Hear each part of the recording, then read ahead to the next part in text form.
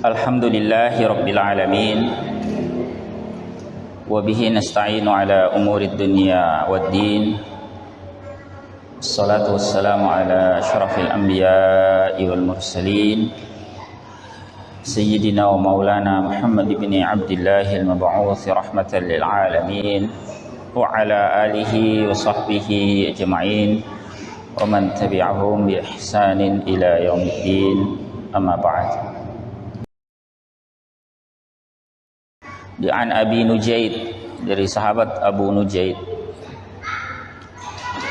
ya, bidhammin nuni wa fathil jim, jadi huruf nunnya di dhammah, huruf jimnya di fathah. Ini bentuk tasghir, ya, Nujaid, atau biasa disebut Imran bin al-Husain. Ini sahabat ini lebih dikenal dengan nama Imran bin al-Husain al-Khuzai radhiyallahu anhuma.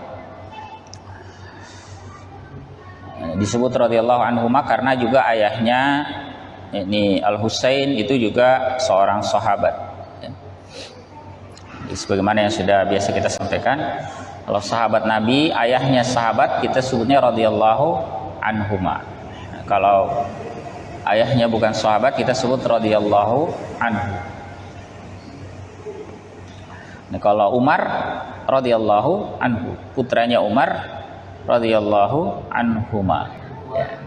Nah, termasuk sahabat Imran ibn al-Husain ini radhiyallahu anhuma. Beliau bercerita tentang seorang wanita dari Juhainah. Annam ra'atan min Juhainah.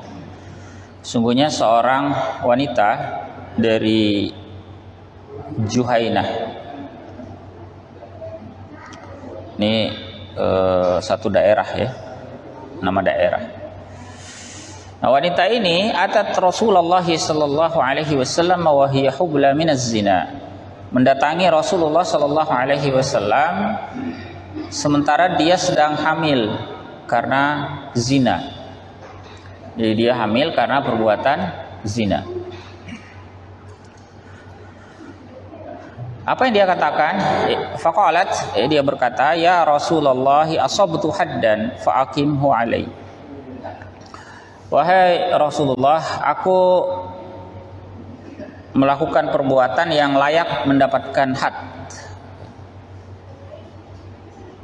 Ini dia melakukan zina. Fa aqimhu alayya, maka tegakkanlah atasku.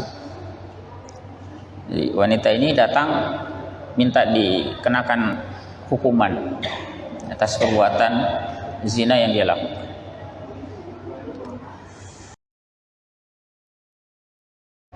Fada'a Nabiullah sallallahu alaihi wasallam waliyaha. Lalu Nabi sallallahu alaihi wasallam memanggil walinya. Wali wanita ini dipanggil, ya. Faqala, lalu beliau berkata kepada sang wali itu, ya, tidak disebutkan di sini walinya apa, ayahnya atau saudaranya, ya. Wallahu alam, tidak disebutkan. Ya, tetapi Rasulullah SAW mengatakan kepada walinya, ahsin ilaiha, berbuat baiklah kepadanya, ini kepada wanita ini.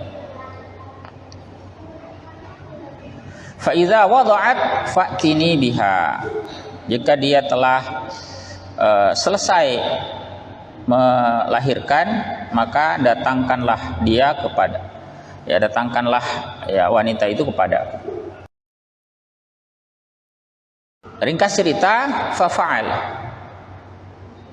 walinya melakukan itu, ya, memenuhi apa yang diperintahkan oleh Nabi Shallallahu Alaihi Wasallam, ini mengurus wanita itu dengan baik, ya, sampai selesai, ya, urusan dengan kehamilannya, anaknya dan sebagainya. Fa'amara biha Nabiullah Shallallahu Alaihi Wasallam, lalu Nabi Shallallahu Alaihi Wasallam memerintahkan untuk membawa wanita itu, yakni untuk dihukum, ya. Fasyuddat 'alaiha thiyabuha, lalu dikencangkanlah, ya, ikatan, dikencangkan pakaiannya. Summa amara biha farujimat, lalu diperintahkan kepadanya untuk dirajam, karena wanita ini berzina setelah menikah. Jadi itu sanksinya, ya. Dalam Islam itu kan sanksi perzinahan ada dua macam. Kalau dia belum menikah, maka sanksinya dijilid ya 100 kali. Ya, di dalam Al-Qur'an disebutkan az-zaniyatu waz-zani fajlidu kulla wahidin minhuma mi'ata jaldah. Pezina laki atau perempuan, jilidlah keduanya. Ini yang belum menikah ya, 100 kali. Sementara kalau sudah menikah itu dirajam sebagaimana dalam hadis ini. Nah, setelah itu summa shalla 'alaiha. Kemudian Nabi sallallahu alaihi wasallam mensolati wanita ini. Jadi selesai hukuman itu Nabi mensolati. Faqala lahu Umar, lalu berkatalah kepadanya Umar ibn Khattab radhiyallahu anhu berkata kepada Nabi sallallahu alaihi wasallam, "Tusalli 'alaiha ya Rasulullah wa qad zanat."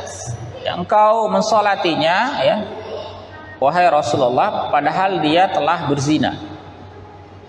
Ini seakan Umar itu bertanya, mengapa Nabi Shallallahu Alaihi Wasallam mensolati wanita itu padahal wanita itu telah melakukan dosa besar, yakni perbuatan zina.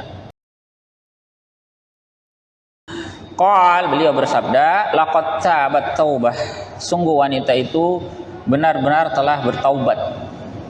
Ya, yang andaikan taubat itu kata Nabi sallallahu alaihi wasallam, lau qusimat baina sab'ina min ahli Madinah, seandainya dibagi ke 70 orang penduduk Madinah, taubat wanita ini, lawasa'athum atau lawasi'athum, ya, niscaya taubat itu mencukupi mereka. Lawasi'at. Jadi seandainya taubat wanita ini dibagi ke 70 penduduk Madinah, niscaya itu mencukupi. Saking istimewanya taubat wanita tadi. Kemudian Nabi SAW mengatakan, wahal wajadta afdala min anjadat binafsiha lillahi azza wa jalla. Jadi apakah engkau pernah menemukan seseorang yang lebih utama, ya, lebih afdal min anjadat binafsiha lillahi azza wa jalla, daripada orang yang mempersembahkan jiwanya kepada Allah azza wa jalla. Jadi ingat, wanita ini datang kepada Nabi Shallallahu Alaihi Wasallam bukan karena ketahuan, ya, bisa dipahami maksudnya, ya?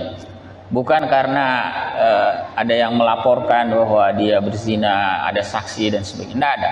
Wanita ini datang sendiri menghadap kepada Nabi Shallallahu Alaihi Wasallam. Tidak sembarangan orang bisa seperti itu. Betapa banyak orang telah melakukan kemaksiatan justru apa? Justru mengingkari, enggan untuk tidak mau mengakui. Justru wanita ini dia datang ya kepada Nabi Shallallahu Alaihi Wasallam mengakui. Meskipun dia tahu hukumannya tidak main-main, ini hukumannya hukuman rajam, itu hukuman mati. Di rajam itu orang ditanam sampai leher, ya, kemudian dilempari batu sampai mati. Batunya tidak boleh terlalu besar, tidak boleh terlalu kecil, sedang-sedang. Kalau terlalu besar sekali lempar mati. Nah, ini tidak boleh besar-besar. Kira-kira seginilah. Nah, dia tahu resiko itu, tetapi dia datang menghadap kepada Nabi Shallallahu Alaihi Wasallam.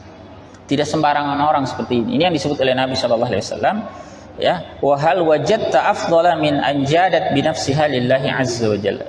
Apakah engkau pernah mendapati wahai Umar yang lebih utama, yang lebih afdal daripada orang yang mempersembahkan dirinya kepada Allah azza wa jalla? Ya. Jadi karena wanita ini telah bertaubat ya sungguh-sungguh kepada Allah Ta'ala. Ini hadis riwayat Muslim.